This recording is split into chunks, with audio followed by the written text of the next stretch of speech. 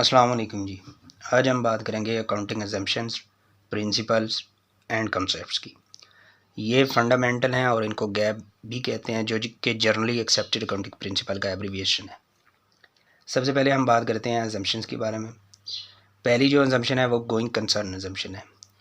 ये किसी भी ऑर्गेनाइजेशन की लाइफ से रिलेटेड अजम्पशन है। इसका मतलब ये कि कोई भी जो बिज़नेस है जिसके बारे में हम अकाउंटिंग कर रहे हैं, तो उसका हम ये सपोज कर रहे हैं कि उसका जो लाइफ स्पैन होगा वो इनडेफिनेट होगा।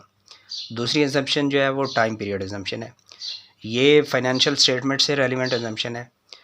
आप जब भी कोई फाइनेंशियल स्टेटमेंट तैयार करते हैं तो वो या तो specific on date of time पे होगी या for a period of time पे होगी।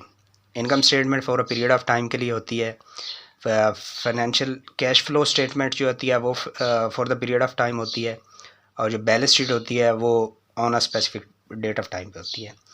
तीसरी जो अजम्पशन है वो सेपरेट लीगल एंटिटी अजम्पशन है, या इकोनॉमिक एंटिटी अजम्पशन आप कह सकते हैं। इसका मतलब ये है कि जो ऑर्गेनाइजेशन जिसके बारे में हम अकाउंटिंग कर रहे हैं वो उसकी एंटिटी अपनी ओनर से अलग होगी। तीसरी अजम्पशन मॉनेटरी यूनिट अजम्पशन होती है।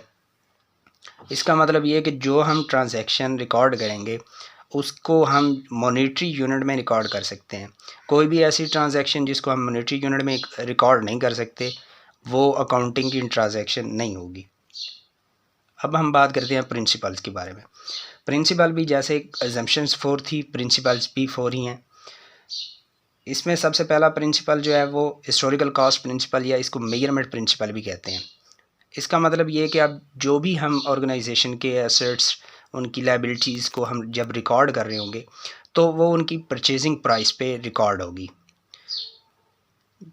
दूसरी इसमें जो प्रिंसिपल है वो फुल डिस्क्लोजर प्रिंसिपल है। इसका मतलब ये होगा कि कोई भी ऑर्गेनाइजेशन अपने हर इंफॉर्मेशन डिस्क्लोज़ करेगी जिससे किसी भी स्टेक होल्डर के जो डिसीजन है वो उससे इफ़ेक्ट हो सके या उसका इम्पेक्ट उसके डिसीजन पे आ सके। तीसरा जो प्रिंसिपल है वो मैचिंग प्रिंसिपल है।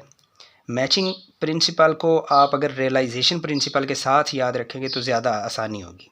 मैचिंग प्रिंसिपल हमारा एक्सपेंसेस से रिलेटेड प्रिंसिपल होता है। मैचिंग प्रिंसिपल ये कहता है कि आपका जो भी एक्सपेंस जिस टाइम पीरियड में अकर होगा उसी टाइम पीरियड में वो रिकॉर्ड किया जाएगा।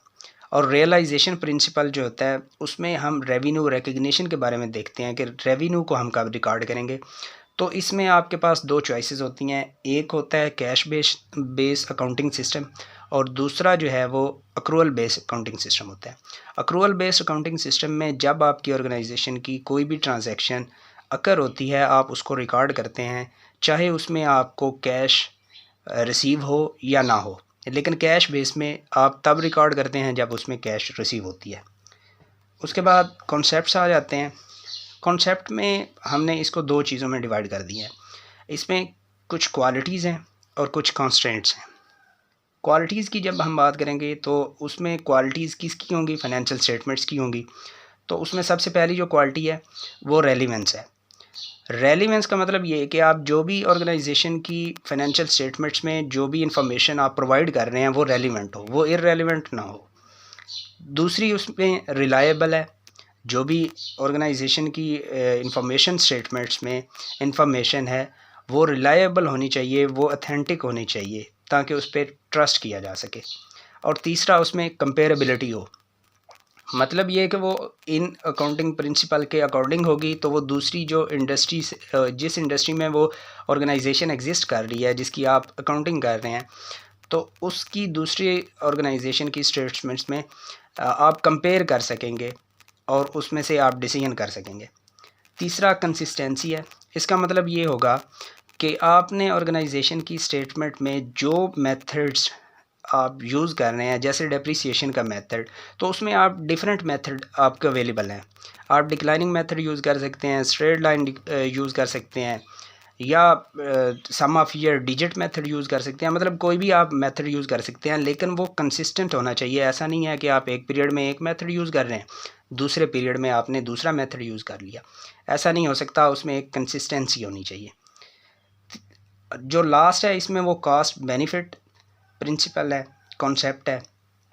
इसमें ये होगा कि आप ये जज करेंगे कि आप जो स्टेटमेंट्स बना रहे हैं उनकी कास्ट और बेनिफिट का कंपैरिजन करेंगे, वही रिकॉर्ड करेंगे जिसमें बेनिफिट ज़्यादा होगा और वही आप उसको निगलेक्ट कर देंगे जिसमें कॉस्ट ज़्यादा होगी। कॉन्स्ट्रेंट्स हैं नेक्स्ट जो चीज़ है, उसमें आप देखेंगे कि आपने ऑर्गेनाइजेशन की जो भी फाइनेंशियल स्टेटमेंट्स में ट्रांजैक्शन रिकॉर्ड करनी है, उसमें आपको क्राइटेरियन क्या होगा कि वो आप ऑर्गेनाइजेशन की फाइनेंशियल स्टेटमेंट में वो ट्रांजैक्शन रिकॉर्ड करें या ना करें। उसमें पहला क्राइटेरिया मटीरियलिटी होगा। मटीरियलिटी बेसिकली एक सब्जेक्टिव टर्म है।